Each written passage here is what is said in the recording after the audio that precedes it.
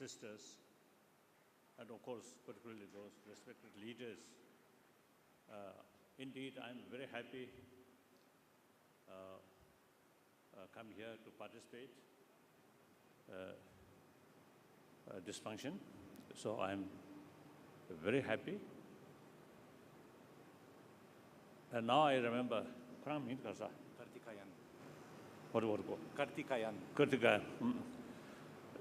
I know since many years. So one time in Delhi, I think, I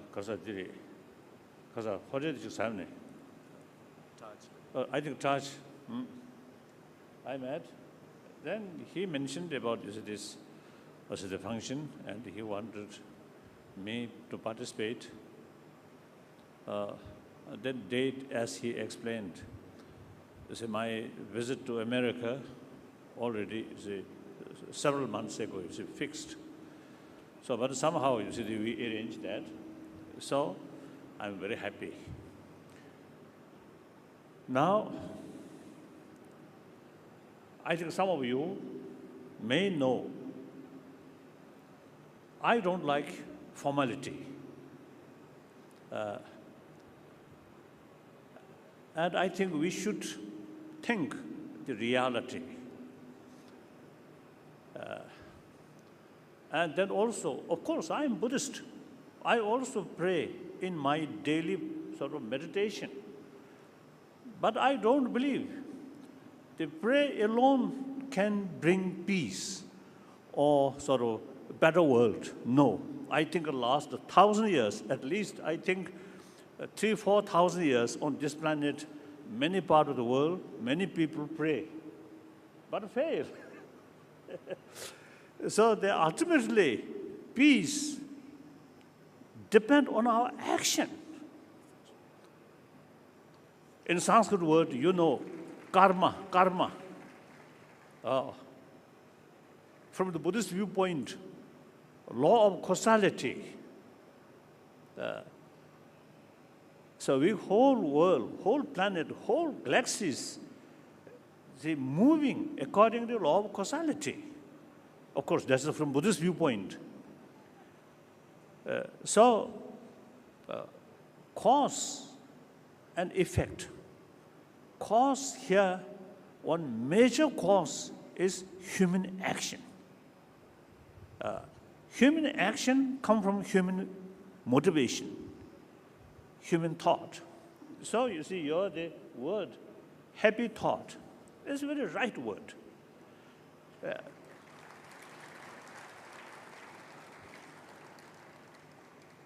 Happy thought not come easily, because you see, thought or mind, it has its own world. So many thoughts, so many emotions.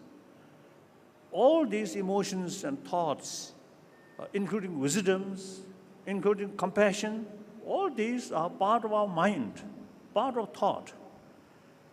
So all these, I think thousands of different minds, different views, different thoughts interconnected.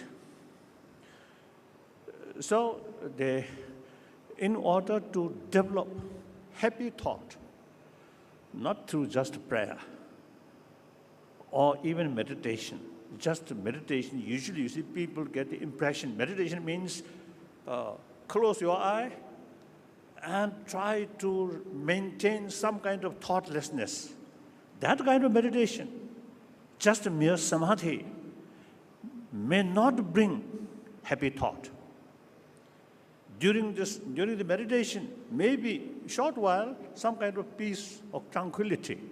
But after that meditation, when we face the reality, problems always remain. So therefore, you see, the real sort of, the happy thought comes combination, wisdom, or using human intelligence, and combined with human warm-heartedness. Through that way, we can develop happy thought. So it is not easy. So we must utilize human intelligence, human awareness. Now here, irrespective of whether believer or non-believer, we all, nearly now 7 billion human beings, all have same potential to analyze the reality. Now, reality now, peace, harmony brings happiness. Quarrel, fighting, killing, cheating, bullying, exploiting brings fear. Fear brings distrust. Distrust eventually brings frustration. Frustration brings anger. Anger brings violence. So now here, now I want to tell my Indian friend, this country, Bharat, last, I think, 3,000 years, the concept of ahimsa developed and practiced through generations. Even today, compare neighboring states. This country, in spite of many difficulties, many problems, still comparatively more stable, more peaceful. As far as democracy is concerned, in this country, in spite of some petty politicians, but still basically very sound. All these come from India's 1,000-year-old tradition of ahimsa. There are different views, but respect each other. One time, Advani told me, one of the reasons for the successful democratic practice in this country is that 1,000 years in this country, the different sort of traditions, different views develop. So one view, the Sanskrit word charvaka, this nihilism, denying God, next life, or spirituality, just this life. So rest of the Indian spiritual thought criticize that, even condemn that. But the person who holding that Charvaka view refer Rishi. So sage, respect. So that is the, he mentioned to me, that's the India's tradition. So therefore, now this country, beside homegrown religions, like different sort of Hinduism, like the Sankhya philosophy, and some other sort of ancient Hindu philosophy. Then later, Buddhism, Jainism, and then later, Sikhism, these homegrown religion. Then from outside, Zoroastrianism came this country. Now today, the Parsi community who practice Zoroastrianism, very small community in Bombay, almost handful. But they sort of, they are very happy. They settle here, no fear, happily settle here. From small community, they made contribution for this country, I think in many fields, like Tata, as far as I know, Parsi, and late was the Field Marshal Manekshaw, also Parsi, like that. So, and then also Christianity come here, settled. Muslim come here, settled. So I think India is the only country where all major world religious traditions live together Of course, occasionally, some problems here and there. That's understandable. Uh, Over a billion human beings sort of community, some mischievous people always there. That's understandable. But overall, India, I think, still practicing ahimsa as well as religious harmony.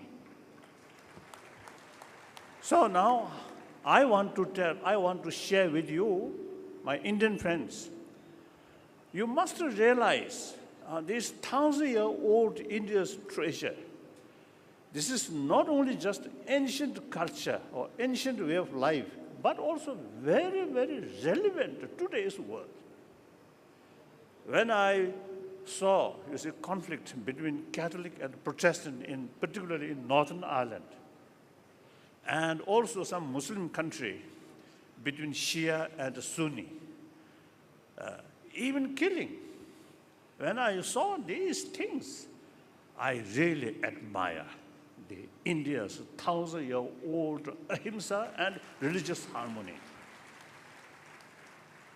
So these, whether materialized from prayer or not, I don't know. In any way, today's world, India still practicing these things.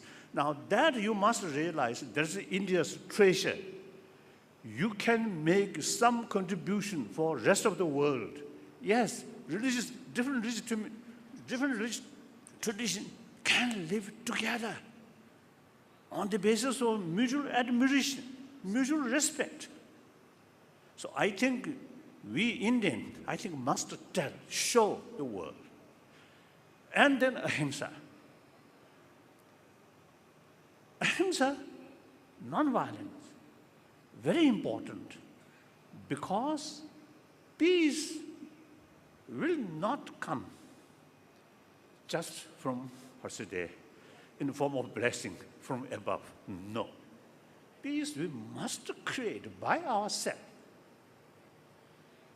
So the conflict, war, violence, actually are human creation. Of course, the nature element also sometimes, acting like violence, like flood, or earthquake, these things. But that is beyond our control. But some kind of human act, some major portion of our problem, which we today facing, many of them our own creation. So logically, those problems which created essentially by human ourselves, we must have potential to reduce this problem, to eliminate this problem. Therefore, since the violence also kind of action, the non-violence also kind of action. So I often telling people, now 20th century, very important century, human history, but that century more or less becomes century of bloodshed. According to some historian, in 20th century, more than 200 million of people killed through violence. So, and still, problems still there. I think many problems which we are facing at the beginning of the 21st century, many problems, the traces of previous century sort of wrong also method, and also negligence about inner peace.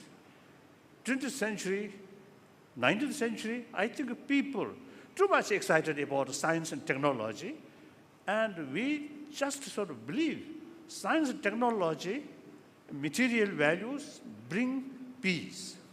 That failed. Now, peace comes from within. First, genuine peace must come through inner peace. Therefore, first, if we want real peace, we must look inward, create inner peace, create the happy thought.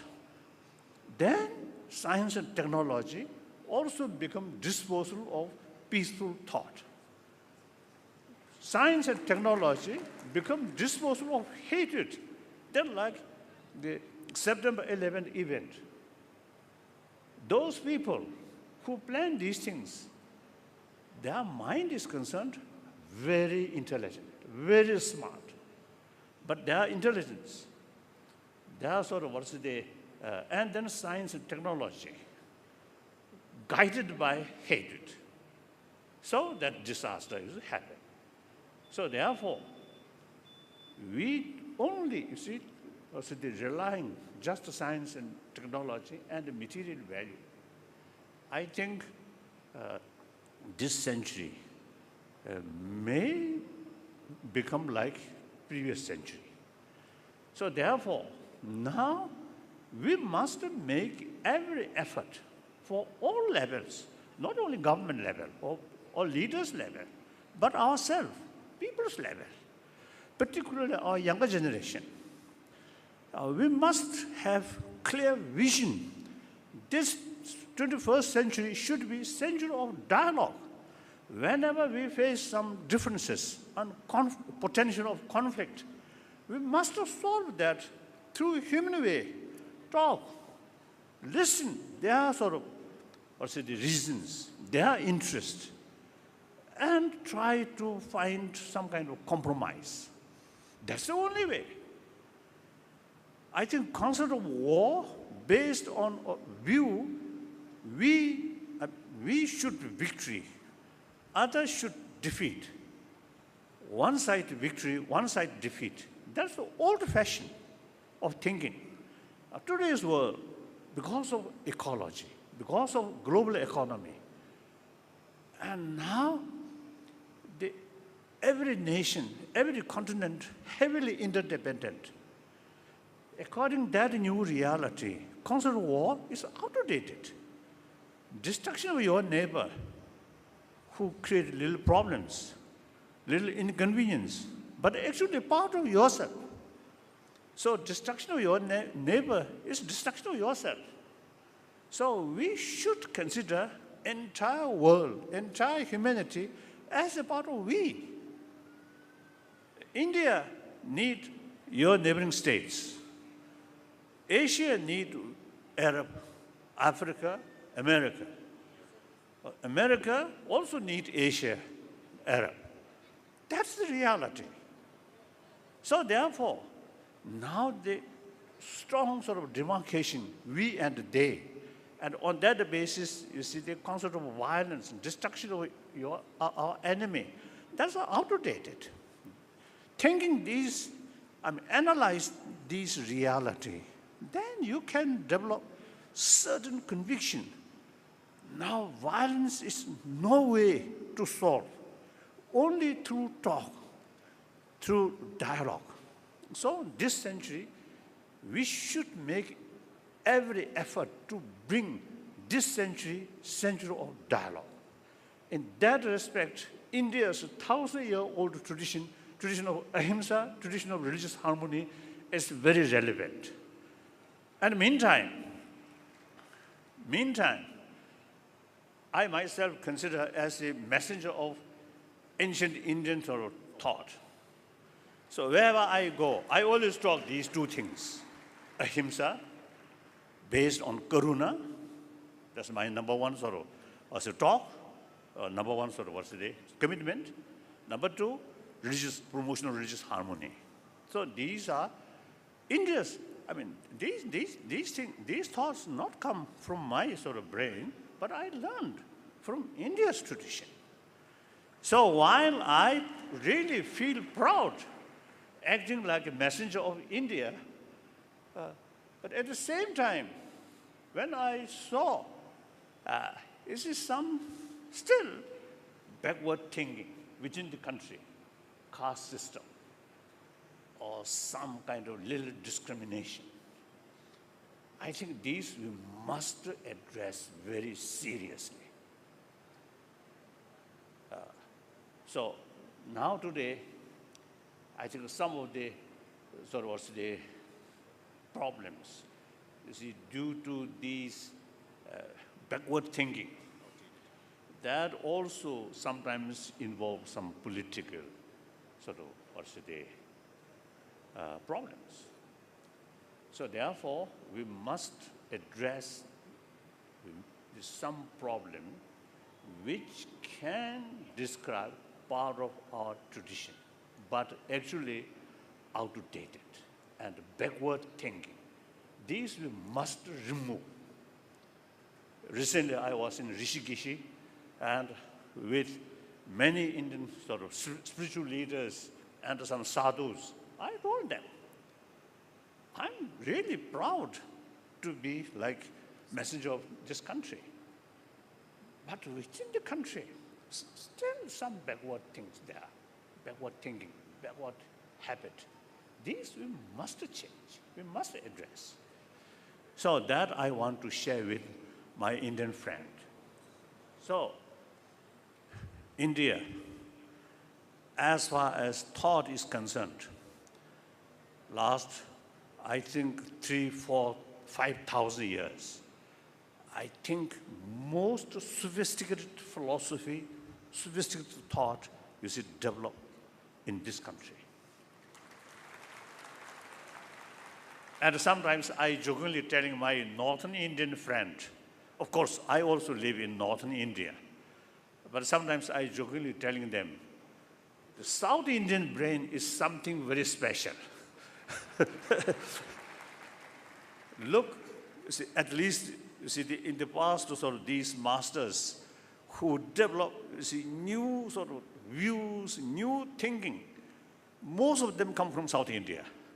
So usually I teasing my Northern Indian friend, you see, as far as the brain is concerned, South Indian brain is more smart. I don't know.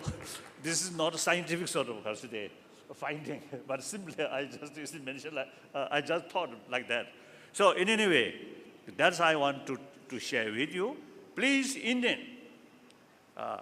about this inner development is concerned, you must feel proud. And meantime, bring Western science and technology, already much developed here, combination, inner spiritual values, that also realistic, not orthodox way, realistic, and the Western sort of economy development, material development combined, then you will be really create happy thought. Thank you. Of course, I am Buddhist. I also pray in my daily sort of meditation.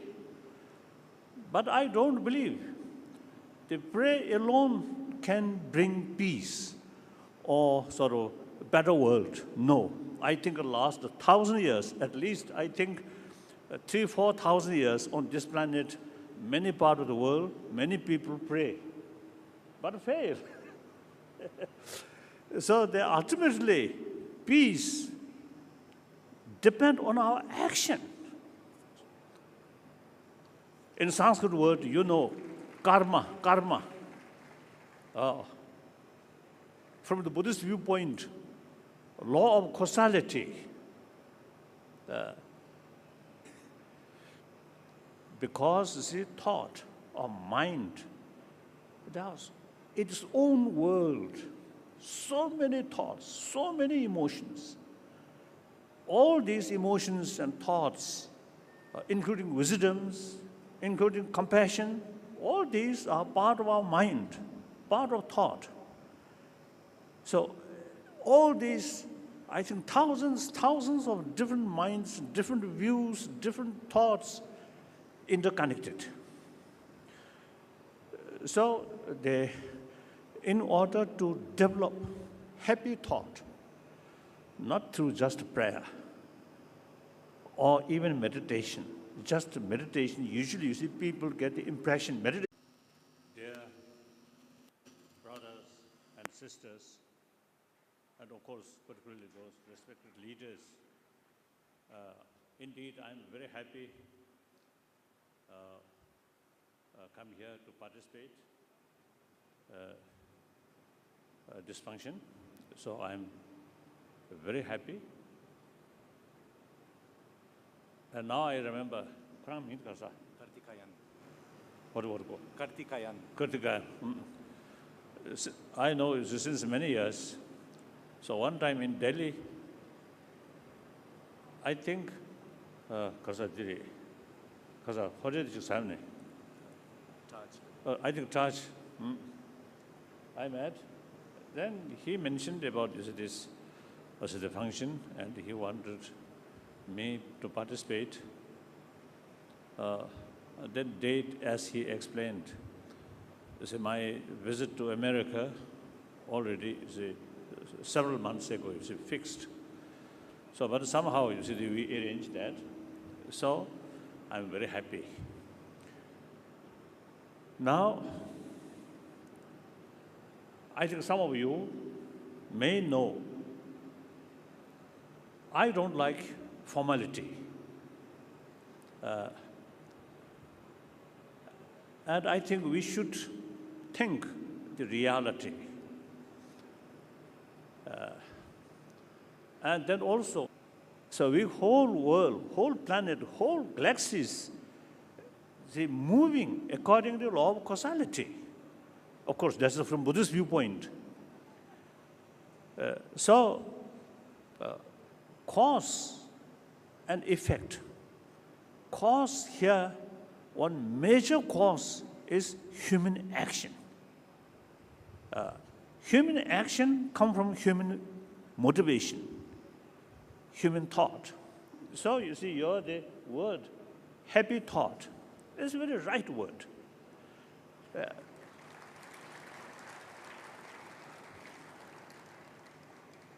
Happy thought not come easily.